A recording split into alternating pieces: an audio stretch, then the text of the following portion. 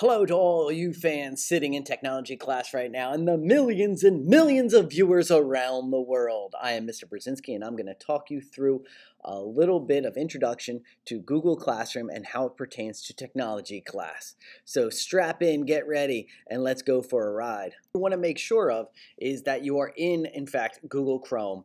Things may not perform accordingly if you are not in Google Chrome and using a different web browser.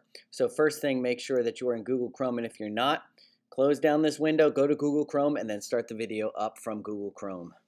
Make sure that I am not currently in full screen mode. So if you happen to hit this green light up in the upper left hand side, hit it again. Make sure you're not in full screen mode so that I can move my windows around and adjust them as I need. Second thing I want to make sure is that I am not in this darkened screen look right here. I want to open up this window in a separate tab. Okay, so I'm going to hit open up here, and when I hit open, it opens it up from YouTube in a separate tab. Finally, what I want to make sure is that I can remove this tab. So I click and drag this tab out. Okay, so I'm clicking and dragging this tab out of the window, creating a new window so that I can line up one window next to the other. I could go back over to here, hit the back button, and now I will be able to see exactly what I'm talking about and be able to do it at the same time. So I'll be watching the video on the right hand side of my screen as I drag my window over by hitting the title bar at the top, and I set it aside on the left, and then I'll bring open my window on the right here, set them side by side so that I can see what I'm doing and get the instructions all at the same time. To start this video, I'm going to talk about a bunch of hypothetical situations, such as if you turn in this file, if you got graded, if there was a comment. You're not going to have any of this stuff when I'm talking about it on the video. So part of this video is instructional. The other part of it is actually doing. So I'll let you know when it's time to actually start taking action and actually create something. But until then, we're just going to listen, pay attention, comprehend, and go through your stream as I'm going through mine and try to follow along with what I'm saying. If you logged in and you're already in your Google Classroom and Mr. B has changed the classroom, or I changed the due date, or I added a new assignment, you will see that it says the stream was updated. And to show that update, I just click right here on show, and it will automatically reload the stream and show me what it is. If it doesn't say show, but I can see that my partners around me or Mr. Brzezinski has actually said the stream has been updated, I can also do Command R by holding down the Command bar on the button on the keyboard and then pressing the letter R. So Command R will also refresh the stream and give me the new layout so I can see the new assignments that may have been populated while I've been logged on. So oftentimes Google will update the way the layout of the Google Classroom happens, or they may change a button here or there, change the wording of starting a project, or create new applications to add to the suite. You're going to have to roll with the punches. This is the way Google Classroom looks today. So maybe in the future they might change something. You would just add that to your repertoire as they change stuff. This is the way it looks on my end here. I have the Google Classroom and I'm using the scroll bar to go all the way down to the bottom and to the top and just scroll through. So right now you could probably just scroll through your window and see there might only be a couple things there in your window. At the bottom of the Google Classroom, I'm going to put a hyperlink. So you'll see these are hyperlinks. There's no assignment here. There's nothing to turn in. This is just a link. And if I wanted you to know more information, I might even put a comment like I did here. So here is a hyperlink. There's some directions up top here. And then there is a comment down here in addition to the directions. So you probably want to read all the things as you come up across something that you think is new. You want to read the information at least the first time through and then go ahead and go with the links. Then there are assignments here, but basically the entire class runs out of this. So if there is an assignment to be graded, if there is a video for instructions, if there are hyperlinks that I want you to go to during the video, you're going to find them in the Google Stream, and they'll just be loaded one on top of each other, as you'll see further up the line here, where here's the example and here's the instructions on how to do it. I would like now to turn your attention to the upper part of each assignment. Now, you may or may not have these at this point, so I'm just going to talk about it. So at the upper part, at the top part of each assignment, you will see that the assignment is given. It may be missing if you didn't do it and it was late. If you did it late, if you turned it in late, it'll tell you, which doesn't mean don't turn it in. Even if it's late, still turn it in. If it's not due yet and you still need to do it, it'll just tell you that it's not done. And if you turned it in and it got graded already, then you'll see something like this where it says it's been returned. In the case that it's been returned, you can open up the assignment by opening the assignment here, and then you can check to see what your score is at the top of the assignment as shown here. It also gives you the ability to open up the assignment down below. If I wanted you to know something, if I added a private comment, it'll show up down here so that you know what you did wrong. Otherwise, if you open up the assignment, there will be comments written. Where we are looking at the document, it opens, you can tell that there was a comment made by this little yellow box being around my window here. So if I mouse over top of that box, I didn't even have to click anything, it will tell me what I did wrong on the project. Okay, so that's how you can tell. If I make the adjustment and say, okay, no, it was supposed to be the number 8, I'm all set there, and it makes the adjustments, and look for other ones. I want to make sure that I completed the entire assignment if I'm reviewing it for the second time especially. Then once I'm ready, I could go back and resubmit this document. As you'll see here from the lower part of the window, I can resubmit that. So then once I change it, I can close that down and then hit resubmit and turn in. No. So now I'll just wait to get that new grade when it comes up. And as you see here, I have resubmitted it for a new grade. Also corresponding to the grade you got will be an email in your mail folder. So if you were to open up this email from Mr. Brzezinski, you can then see that yes, indeed, you got a 90 out of 100 on that. And if I were to regrade it, then you would get a new email that would tell you what the new grade is. So now it's time to actually start working. So you're going to look for the Introduction to Google Classroom, which you're currently on. You're watching the video, but go back to the assignment on the stream. So you'll take a look at the assignment and you'll click Open. You always want to open up the assignment first, and then I'm already watching the video, but now it's time to actually turn something in. So what I'm going to do is scroll down here to where it says Create.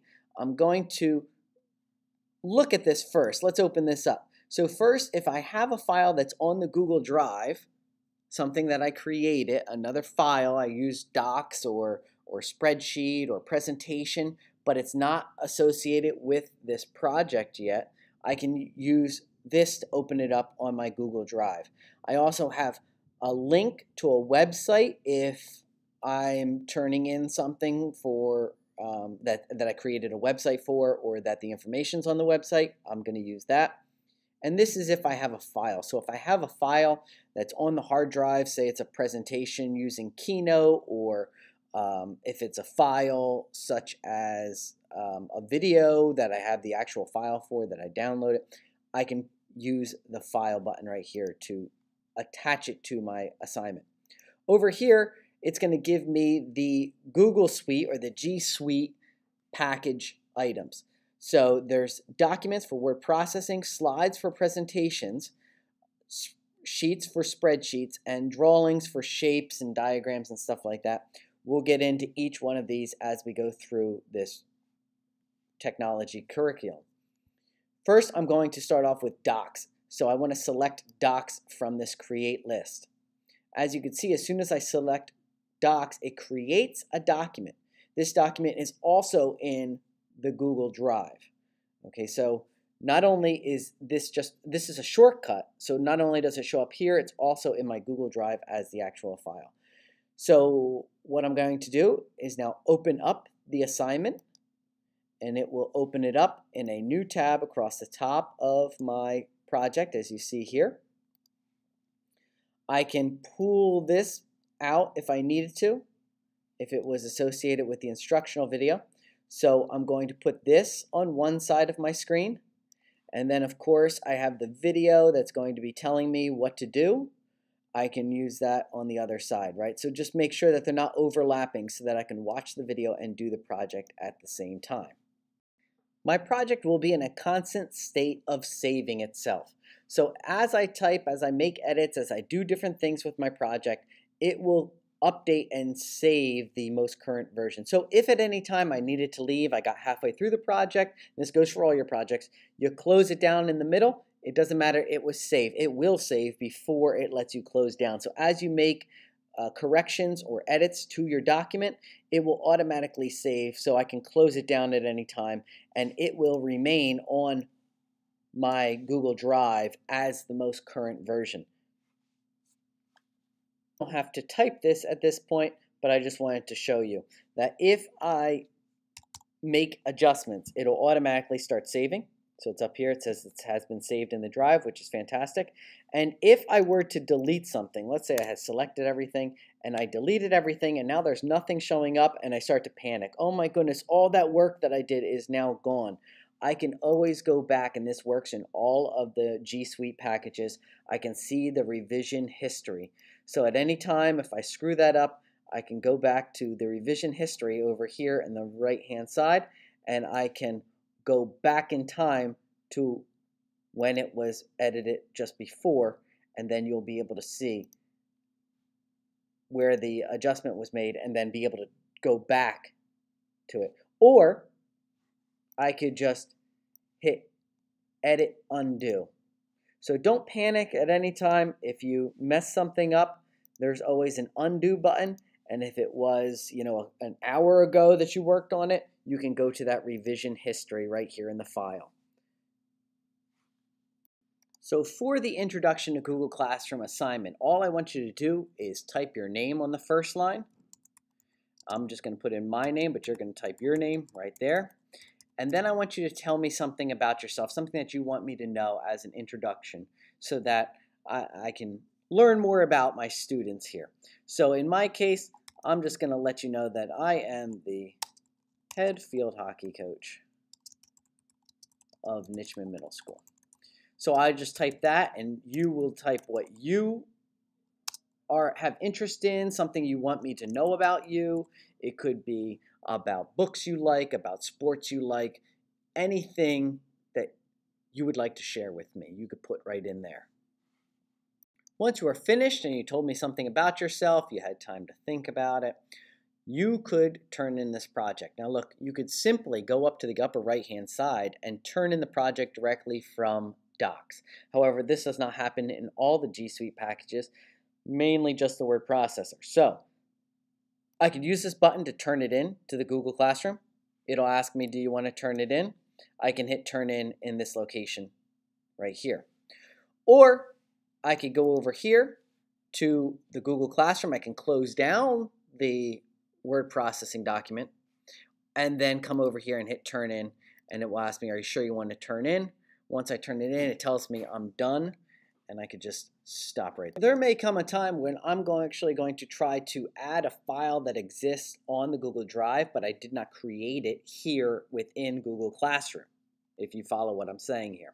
So if I was in, say, Google Presentation, the Slides app, and then I created something, but I didn't bring it into my classroom setting yet, I can simply add a Google Drive file, and it will load up the files that I currently were working on, the things that I worked on the most previously.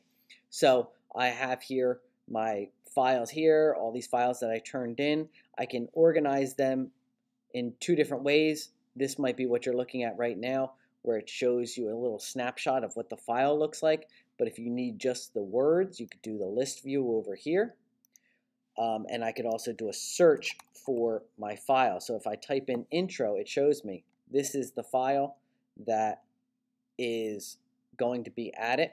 I can select it, or I can use it right here, and I'm going to hit add, and then it will actually drop the file onto the project and be ready to be turned in at that point. Yet another scenario that I'd like to make you aware of. If you were to turn something in accidentally, let's say you click turn in and you said, yeah, I think I'm done. And oh man, I forgot I still have video left. I'm not done yet. I have to finish out this video. Okay, so I go back to my document and I open it up. And as I open it, I can't make any changes to it. I can't click on it. Okay, I'm clicking here and I'm trying to type, but nothing's happening, nothing's changing. It's because you're in view only. Because you submitted it, it is now the permissions of the teacher, not you anymore. So I don't own the file anymore. The teacher owns it, because basically I took the piece of paper, I put it on the teacher's desk, I went back to my seat. I would have to actually go up, get the piece of paper again. So here's what to do. If you messed it up and you didn't turn in the right file, or you weren't finished with it and you need to rework it, you can always go back and unsubmit the file. So this would be like taking the paper off the teacher's desk for a moment. So I would say unsubmit. Yes, I'm sure I want to unsubmit it. Then I could go back over here, make adjustments to my file. If I hit refresh on my browser, Command R, or I refresh the browser, now I have the editing tools. I can make the corrections that I need to, and then when I'm done, I can then hit turn in again. Okay, so you can turn in things, you can unsubmit things, you can edit them, and if I made a mistake, I could go back, correct it, and turn it in for a higher grade. Okay, so just that's one more option that you should be aware of. I'm going back into my stream now, and I want just to make you aware of something as we go through the class and as you get further along in the rotation. There might be times where you were absent for a little bit of a while and you missed a couple projects. Just because it says missing or it says late, it doesn't mean you can't do it. You could always turn it in late and still get credit for it.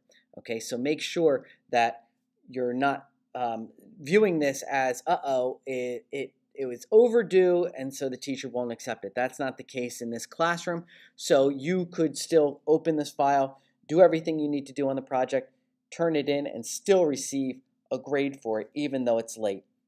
So basically, in this circumstance, the due dates that are associated with these projects are a suggestion of when you should have finished this.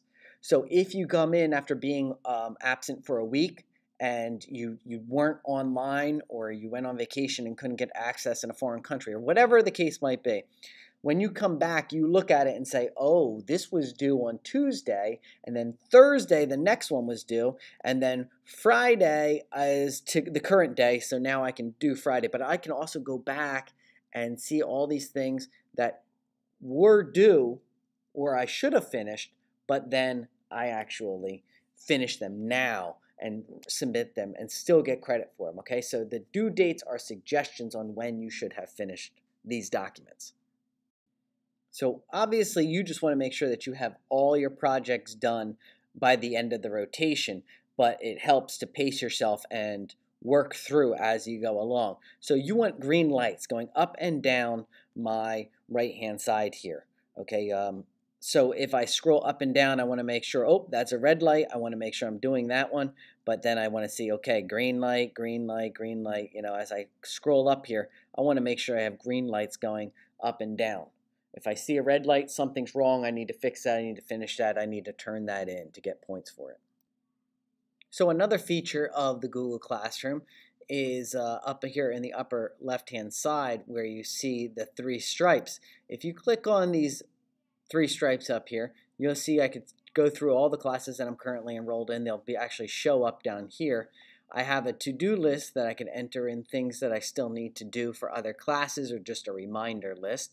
And I can also look at the calendar. If I click on the calendar, it will show me what's due, okay, by the week. So if this is the first week, and I can move over, and it will show me what's due the next week, assignments that are due for technology. And hopefully each class has its own set color, and you'll be able to tell what's due in all these different classes according to the Google Classroom. Now let's say I have a question for a teacher. If the question pertains to an assignment that I'm currently on, I can scroll down to that assignment, I can open it, I can use the comments area right down here at the bottom of the window.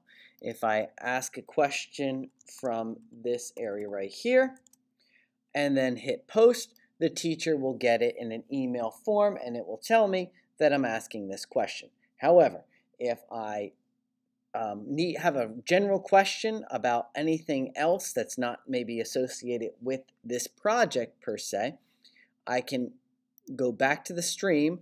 I click on About, and it tells you all about this class right here, but there's also this feature right here where here is Mr. Brzezinski's email address. I click on this, and it will take me so that I can draft out a brand new email going to Mr. Brzezinski or any other teacher that I might need to contact. As stated earlier in this video, this is the way Google Classroom currently looks at the time that I'm making this video. However, it may change slightly. They might be slight modifications. They may rename certain things about the Google Classroom, but you can pretty much figure out what the differences are if you think hard enough, I'm sure. Now that you are finished with this instruction, you should have created one Google Doc that has your name and what you like to do, and you turn that in. Once you're finished with that and you watched all the way to the end of this video, once this video ends, you can go and explore the approved websites link in the stream and check out some of these other features. If there is no time left, you could just wait patiently for the bell to ring. Otherwise, we will talk another day. Brzezinski out.